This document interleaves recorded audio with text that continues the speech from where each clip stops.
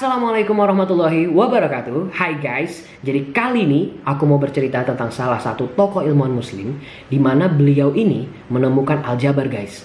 Aljabar yang biasa kita temui di matematika, dan kalian tahu kan betapa rumitnya operasi dari aljabar itu. Nah, beliau yang menemukan.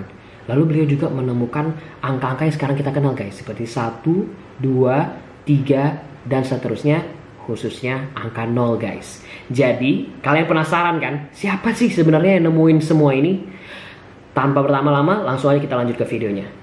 Jadi guys, Muhammad bin Musa al-Khwarizmi adalah seorang ahli yang mempelajari bidang-bidang seperti matematika, astronomi, astrologi, dan geografi guys.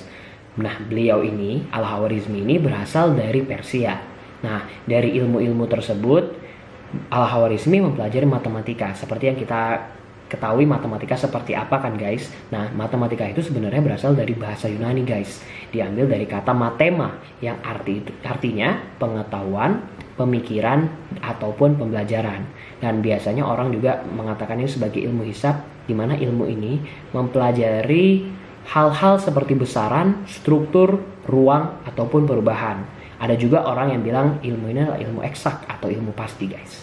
Nah, yang kedua, al-Khwarizmi mempelajari astronomi. Astronomi tentu kalian tahu dong seperti apa, dan astronomi ini identik dengan astronot atau NASA. Nah, jadi tentu saja kita sudah tahu apa yang dipelajari. Ya, yang dipelajari adalah tentang tata surya kita guys, alam semesta.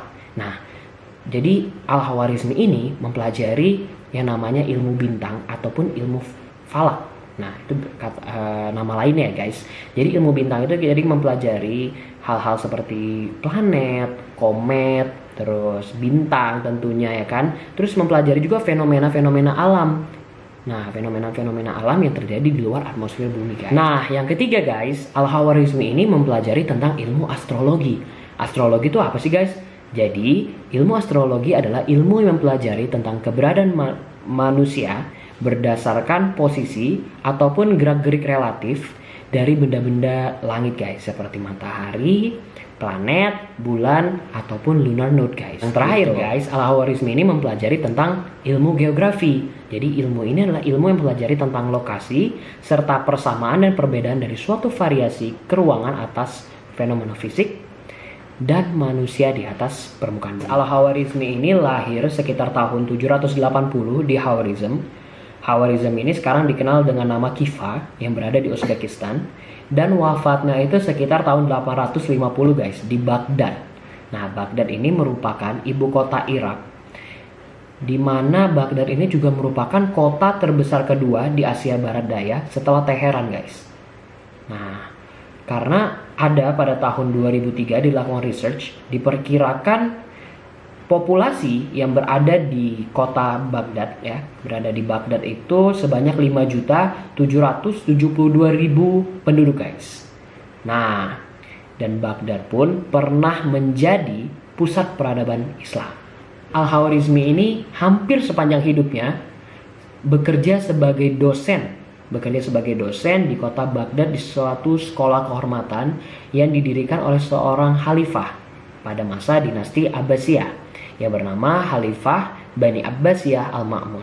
Jadi di sekolah kehormatan ini al-Khwarizmi ini mempelajari ilmu alam guys. Ilmu alam, terus matematik juga dipelajari, serta mempelajari terjemahan manuskrip dari bahasa-bahasa Sanskerta ataupun bahasa Yunani guys. Jadi buku pertama yang diciptakan atau dibuat oleh al-Khwarizmi berjudul Aljabar guys. Nah, buku pertama ini membahas tentang solusi sistematik dari linear dan notasi kuadrat, sehingga ia disebut sebagai bapak aljabar. Jadi guys, al-Khwarizmi ini juga berperan penting dalam memperkenal angka Arab melalui karya kitabnya yang berjudul Al-Jam' wal Tafriq bil Hisab al-Hind, yang kelak diadopsi sebagai angka standar yang dipakai di berbagai bahasa guys, serta kemudian diperkenalkan sebagai sistem penomoran posisi desimal di dunia pada abad ke-12 di dunia barat guys.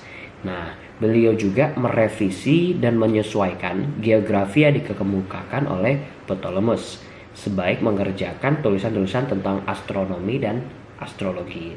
Nah, Ptolemus itu atau nama lengkapnya Claudius Ptolemus adalah seorang ahli geografi, astronom, dan astrolog yang hidup pada zaman Helenistik di provinsi Romawi. Al-Khawarizmi ini karya terbesarnya dalam bidang matematika, astronomi, astrologi, dan geografi merupakan sebagai fondasi dan kemudian lebih inovatif dalam bidang aljabar, trigonometri, dan pada bidang lain yang beliau tekuni. Jadi beliau ini melakukan pendekatan logika dan sistematisnya dalam penyelesaian linear dan notasi kuadrat dengan memberikan keakuratan dalam disiplin aljabar. Nama yang diambil pun dari nama salah satu bukunya pada tahun 830 Masehi guys, yang berjudul Alkitab Al-Mukhtasar fi Hisab Al-Jabr wal Muqabalah. Nah, yang artinya buku rangkuman untuk kalkulasi dan dengan menyelengkapkan dan menyeimbangkan. Nah, buku pertamanya ini pula kemudian diterjemahkan ke dalam bahasa Latin pada bidang geografi. Al-Khawarizmi ini kan seperti yang aku bilang tadi melakukan revisi dan penyesuaian kembali tentang apa yang dikemukakan oleh Ptolemus. Nah, dari hal itu Al-Khawarizmi ini diberikan penghargaan dari Afrika dan Timur Tengah.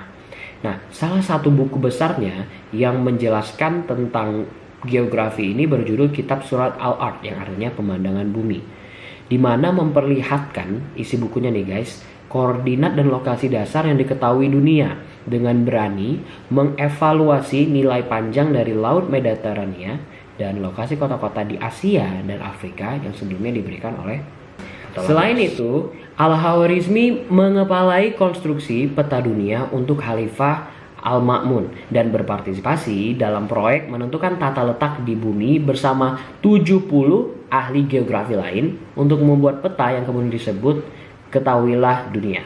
Nah, ketika hasil kerjanya disalin dan ditransfer ke Eropa dalam bentuk bahasa Latin, hal ini itu menimbulkan dampak yang sangat hebat dan luar biasa pada kemajuan matematika dasar di Eropa khususnya. Nah, beliau juga menulis tentang astrolab, tentang astrologi, dan sundial. Jadi, peranan dari Al-Khawarizmi ini sangatlah penting pada kemajuan ilmu pengetahuan di dunia. Nah, jadi karena itulah maka Al-Khawarizmi ini sangat diakui dan dihargai oleh bangsa Eropa, lalu Afrika, Timur Tengah, Asia. Jadi sangat diakui dan dihargai peranan pentingnya dalam meningkatkan ilmu pengetahuan untuk dunia gitu. Jadi luar biasa, ini adalah salah satu tokoh ilmuwan muslim yang sangat luar biasa. Aku sangat bangga bisa mengetahui ada tokoh ilmuwan muslim yang memiliki peranan penting untuk dunia gitu, khususnya di bidang ilmu pengetahuan. Oke guys, terima kasih sudah menonton video aku kali ini. Aku sangat berharap apa yang aku sampaikan di video ini bisa memberikan wawasan baru buat kalian.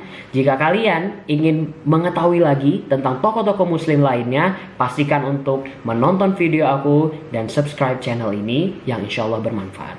Oke guys, see you next time. Assalamualaikum warahmatullahi wabarakatuh.